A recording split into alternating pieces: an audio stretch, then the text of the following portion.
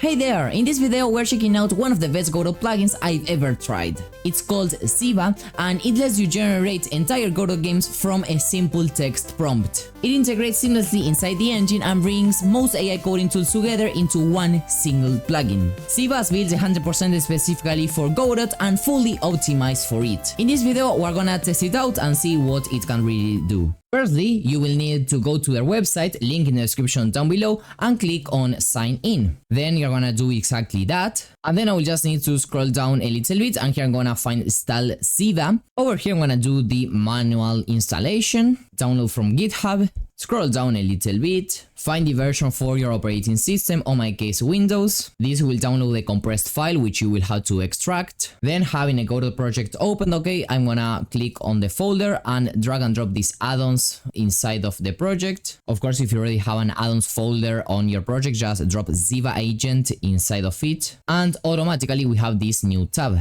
First things first, let's go to settings, account, and probably you won't have your email authenticated. So in order to authenticate, you have to press over here login to chat and then over here approve. And now as you can see, we are indeed logged in. And over here on the bottom, we can start giving instructions. At least in the version that I'm using, Control V does not work. Okay, so you have to right click and paste it. In the case that you want to actually paste in a prompt. Before sending it, okay, you can upload any kind of photo or file, just as a reference maybe if you want. You can see how much context has been used, the total cost and all that. And last, okay, you can also select which model you want to be using. The important thing here is that as you can see, with just one subscription, okay, you have access to literally any model. Just so you know, the one that tends to have the most performance is the one from Claude, okay, so any of these ones. But they can take a little bit more time and they can be also a little bit expensive. But people also tend to use Haiku because it's a little bit cheaper while still working very well. In this case, I'm gonna be using this model, and over here on the left we can see all the chats that we may have.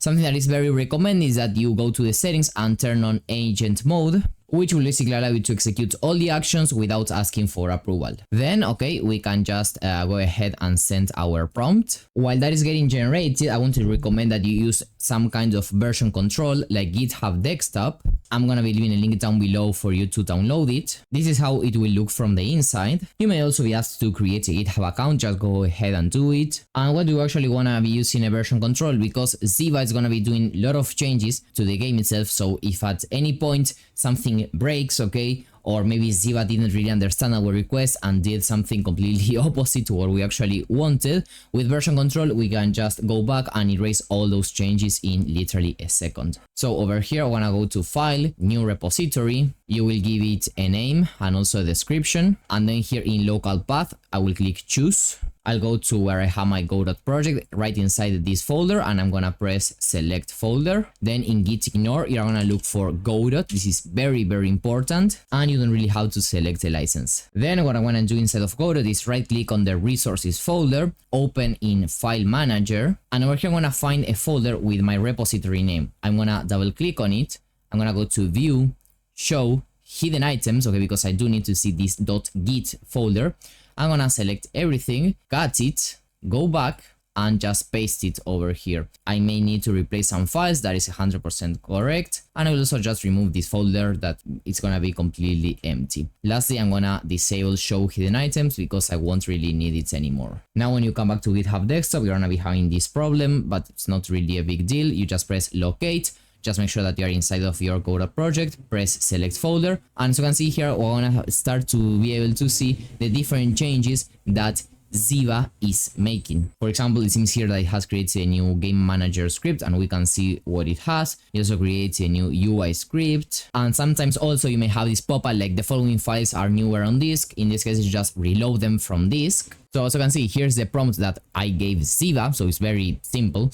And the first thing that it is just planning, okay, what scenes it needed, what scripts, and it started working right away. And you actually could see like all the steps it was following, like okay, getting the project info, updating some project setting, creating some file, like maybe this is it seems that this is the game manager script, for example. So you can really see everything that Ziva was doing. And at the very end, I really liked it, okay? It kind of summarized the game architecture, so I can actually understand what each file does. For example, I have the game manager.gd and I do understand its purpose. even some key design decisions. This is very interesting. Now I literally did nothing. I just typed the prompt and I'm gonna hit play, okay, and let's see what we end up having. So we have press space or click to start. We even have a main menu, so I'm gonna press click, there it is. So we have the score, we can jump, okay, we have the obstacles, and well, game over. In this case we can restart. Let me check with what things I move. It seems that we cannot move horizontally, okay, but it's actually perfect. Like literally, yeah, the first try is working, and we even have a high score here, so that's very interesting. Of course it looks a little bit boring because we have no sprites, but this is the actual logic that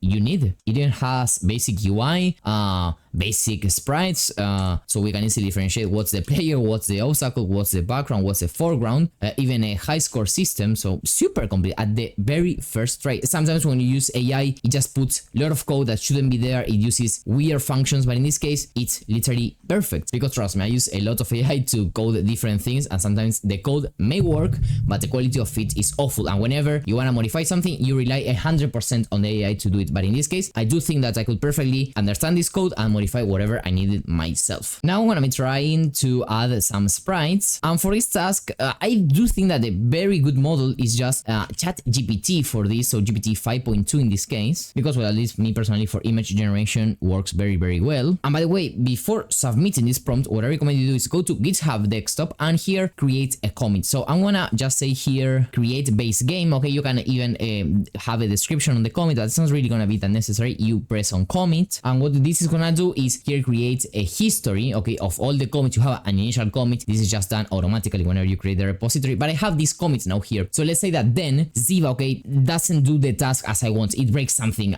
or it breaks completely everything. So I can just go back to this point in time. A commit is basically a point in time that I can super easily come back to. So here it finished. It was actually very fast. It didn't apply them at all, but they are here, okay. So for example, here we have some cactus. So these are very good. Let's say in general, maybe this one is a little bit weird, but besides that, this one is good, and this one is also very solid. The player is definitely not good at all. Like I don't understand what this is, and for some reason it kind of created duplicate. I don't know really why, but okay, it also generated a ground texture, so this is cool, and even a background. So yes, the background and the ground seem good, and something that I like is that it told me here visuals are static sprite, single frame, no animation added. If you want the ground to scroll tile seamlessly, tell me and I will switch it to a repeating tile approach that moves with scroll speed. So pretty interesting. So what I'm gonna do, as this is code, I will come back to Claude because I think it's one of the best models specifically for coding. And actually before sending this prompt, what I'm gonna do is go to scene and save all scenes. In this case everything is saved, but I'm just gonna make sure this is saved so that basically we can see the changes in GitHub. And once again I'm gonna just say here